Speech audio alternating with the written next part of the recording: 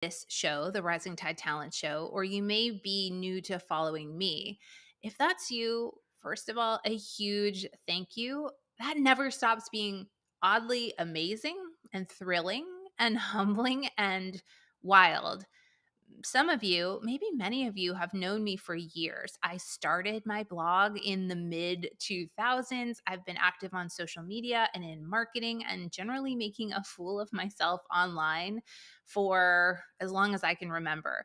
But I am also somebody who has undergone a pretty significant and mostly public transformation, even in this last year. So, as of today, I'm recording this in the fall of 2022. And it is really just about a year ago that major shifts happened in my life. And if you have not heard me talk about my journey through burnout, I would love to encourage you to go back and listen to the first few episodes of this show. Also have quite a bit of content posted on my social media channels, and you can find all of that at risingtidetalents.com.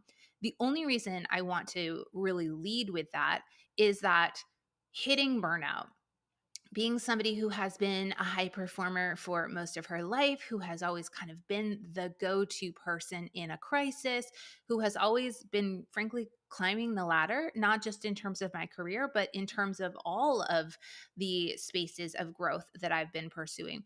All of that, I think, is great and is healthy and works really well for some people. And ultimately, I still have so much hope and optimism that I can achieve and be and grow and do all of those things. But I hit a really painful hurdle in that journey. Burnout for me and for so many, like dozens, if not multiple dozens, maybe hundreds of people talk to me and have talked to me even more openly since I've been sharing so much of my story and how I've been building myself back after a pretty epic mental health collapse in late 2021. So many people have shared with me that, oh, I feel that too. Maybe not to the extreme or even maybe more extreme than what I went through, but there is a thread, and I'm really only just uncovering how significant this thread is. And it is about the power of habits and boundaries.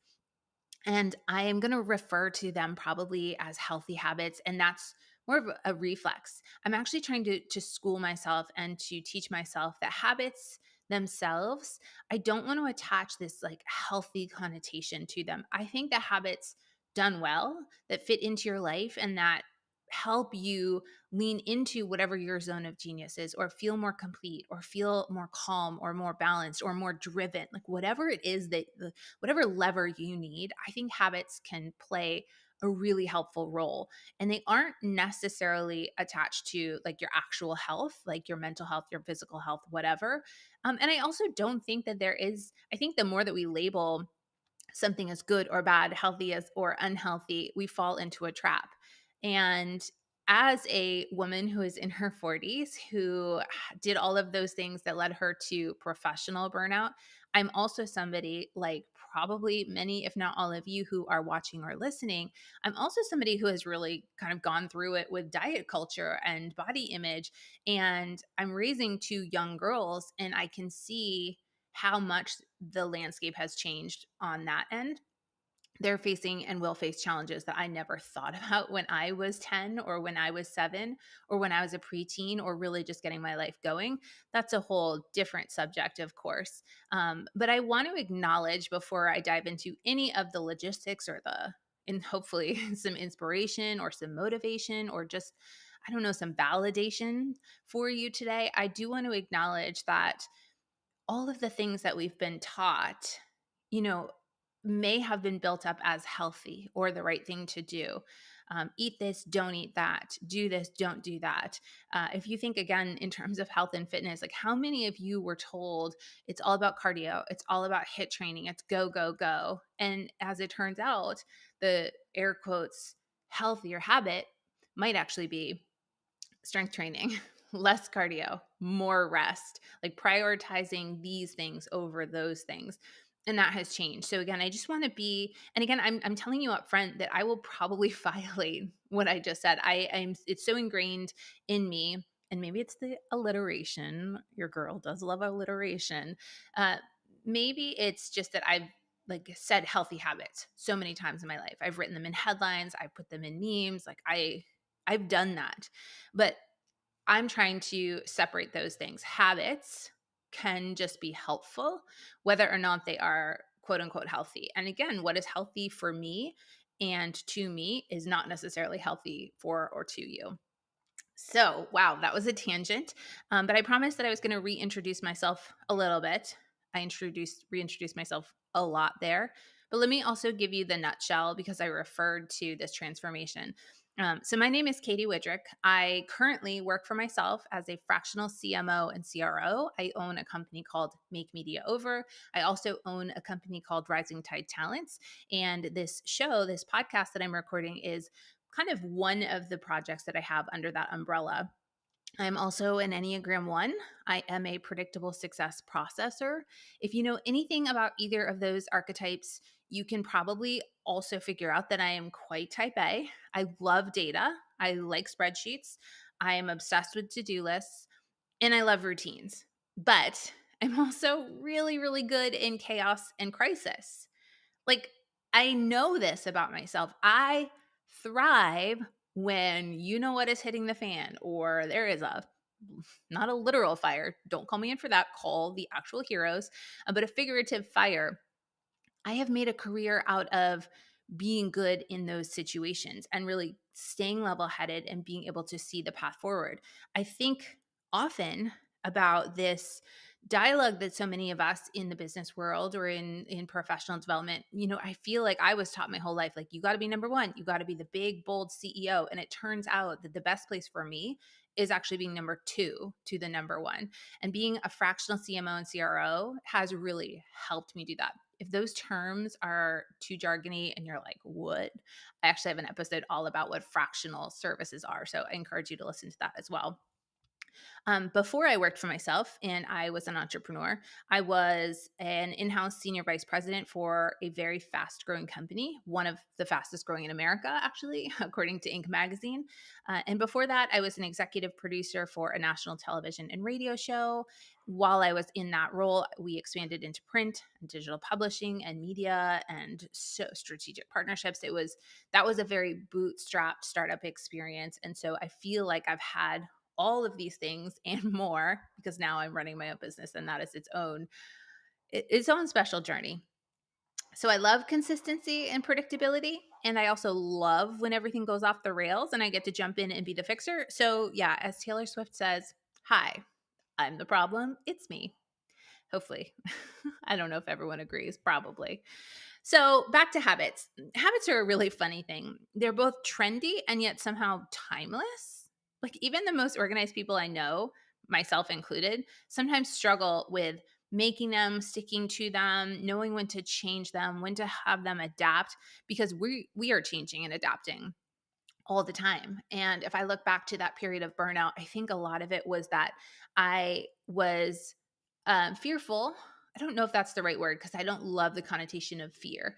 But I think that something in me was like, ooh, like, you can't take on new habits. You can't you can't change who you are. You can't set these boundaries that all of a sudden, yes, I know that for 3 years I've come in at 7:30 and I've left at 5:30 and I've worked nights and I've worked weekends, but that's going to stop. Now, like, the rational Katie's been through therapy the side of me knows, of course you can do that. You can set these boundaries and healthy habits at any time, but in the moment, in this period of crisis and really just burnout, we're just going to keep coming back to that word burnout because, it's a doozy. But I think a lot of that really did come from me sort of not understanding how to create healthy habits and boundaries if they hadn't already been there, which is, I mean, that doesn't make any sense. That's how I felt. And I think it may be something that one of you will feel as well. But our health and our wealth and our leadership and our parenting and our friendships and relationships and our mental health, physical health, it's all better when we have some set of routines or rules that we follow. And I know, I know that many of you, some of my favorite people in the world to be around and to work with or to work for, you may be a super creative person. You may be a visionary. You may hate planning or hate the details. You just want to wing it because you are so good when you are making that decision based on your gut or on the fly. And I respect that so much. I think the world needs those visionaries. I know that if it were left to me, some of the biggest accomplishments and ideas and projects in the world probably never would have happened because I would have been so stuck in the how and the logistics and the what next. So if you are hearing this thing about habits and you're like, yeah, but I'm a dreamer. I hate to-do lists. I don't want to think about tomorrow. I want to stay in the moment. Like I respect that so much. And you may even feel the habits or the way you've been taught to approach habit building, habit stacking, that it's stifling. It's a different mental, not even an approach, it's just like it's like a different soul. I get that because I have seen that type of person absolutely excel in so many verticals, in business, in life, in relationships. So again, I want to be really careful. There is no binary like this is right, this is wrong. We are all such interesting, nuanced, different people. And the way habits work for me may not work for you. But I will say that I think habits are helpful for everyone, even if they have to be adapted to work. And they work best when they work with you and for you, not against you. Like I don't do well when something is so outside of my comfort zone that I can't actually commit to it, or it feels painful. Like again, a good example is I really consider myself a pretty detail oriented planner. I thrive when I work with someone who isn't, because the minute they come up with that game changing idea, that big bold thing, they tell me and I'm like, cool. I didn't have to come up with it. Thank goodness. The pressure's off me. But I'm going to make this list of 25 things we have to get done, and I'm going to attach deadlines to it, and I'm going to communicate it to the team, and I'm going to make sure, like, yes, that's the spark that I love. But if somebody asks me to not plan or not do, like I get the creepy crawlies. And if you have worked with me, some of my clients and colleagues and former clients I know listen to this show or maybe watching this, you probably know what I'm talking about, because there's like a natural conflict that comes up when I'm like, hey, like I know we're doing this project next week, and I know that you want to just feel your way into it and trust your gut. And I am so here for that. But we got to send some emails, or we need to tell people what Zoom link to click, or I need to get an opt in page, like all of these things. So there's this natural conflict that I actually think in the end is really beautiful. I know it feels like I'm straying away from habits here in just a moment, and I'm going to tell you the 5 habits that really make a difference to me in the hope that they inspire you. So we're going to get there. I promise. I'm going to give you the the tight 5 here at the end. But again, I just want to talk about this kind of idea that we have to be this or that when it comes to habits. We sure don't. We sure don't.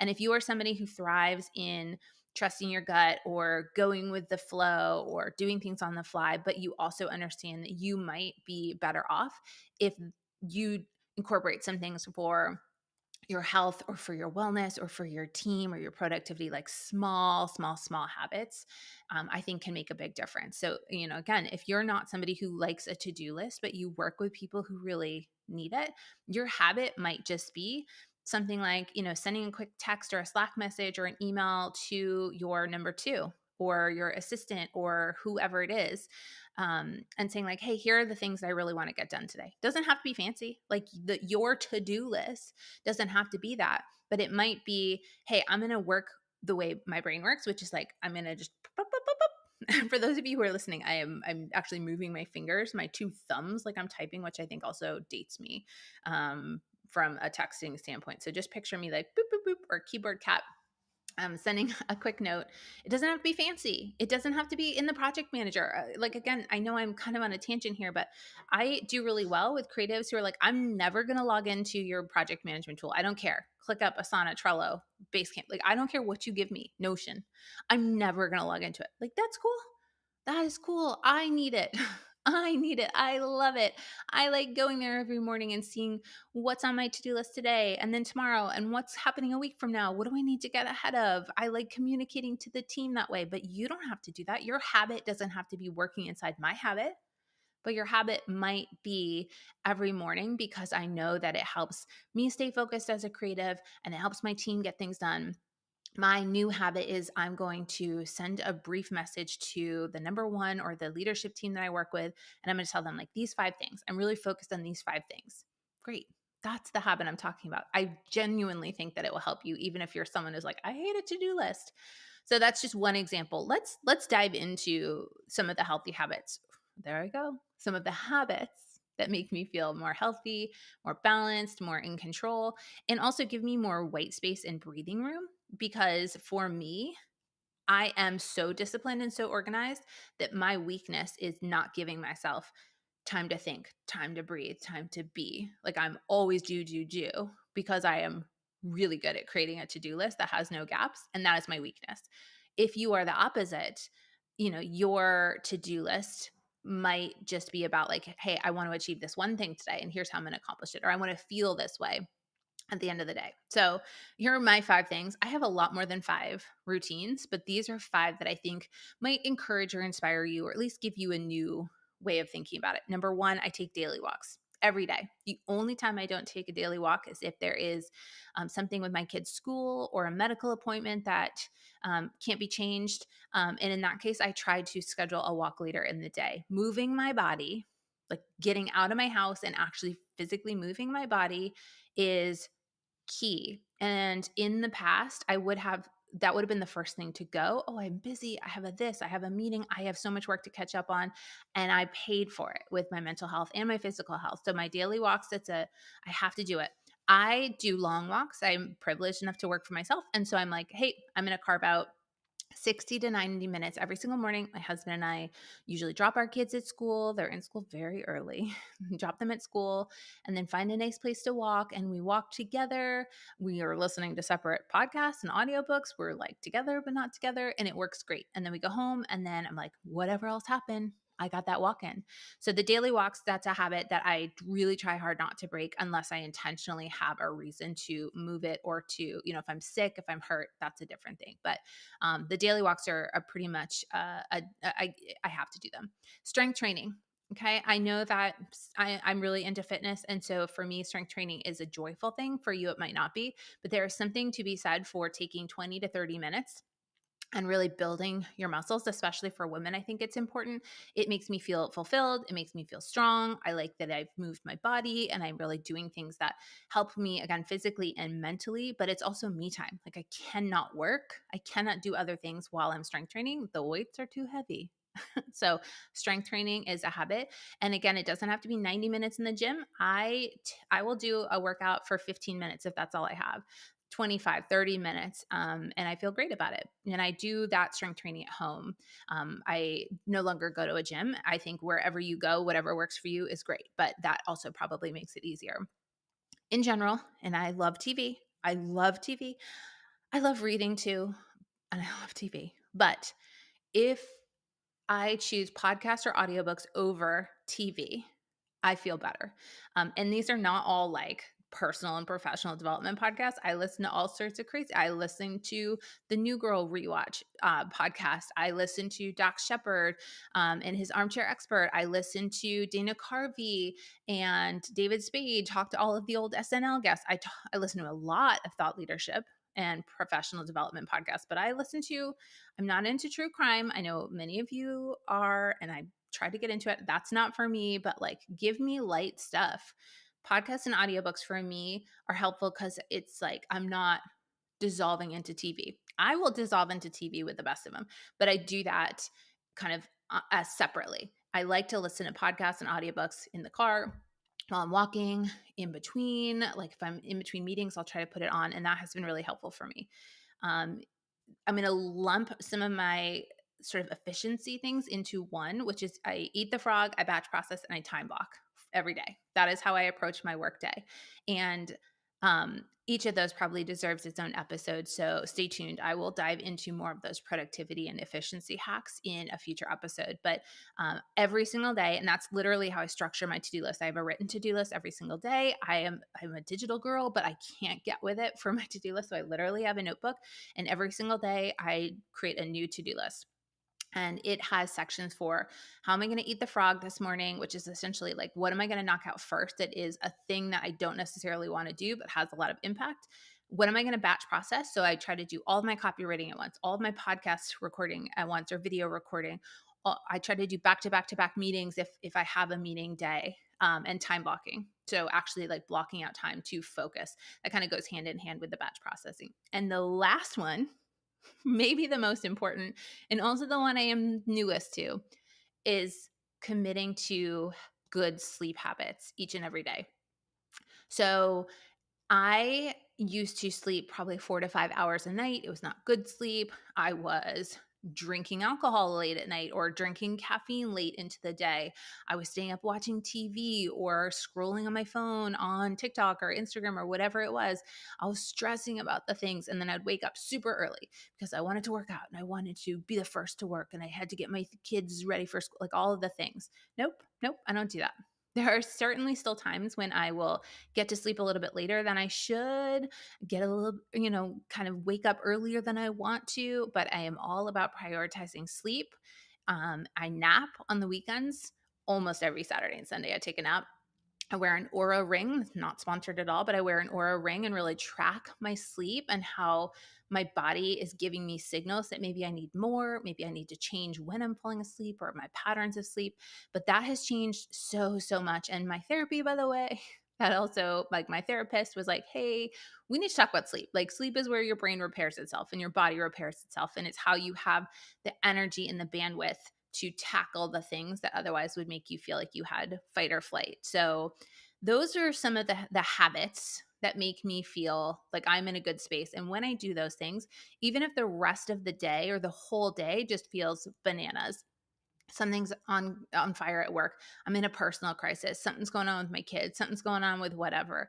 If I have done most, if not all of those things, those habits, I feel totally different than when I used to spend all of my time thinking about work and what I was doing and what I was producing. So this has been a wild ride of an episode, but I really wanted to talk about this because it's been meaningful to me. And I hope that it has inspired and been meaningful to you too. I'd love to hear your responses. So if you're listening to this, send me a message on social media. If you're watching the video version of this podcast episode, drop me a comment. You can find me at risingtidetalents.com, and I'm Kay Widrick on social media. You'll hear more about that in just a few moments in the show close.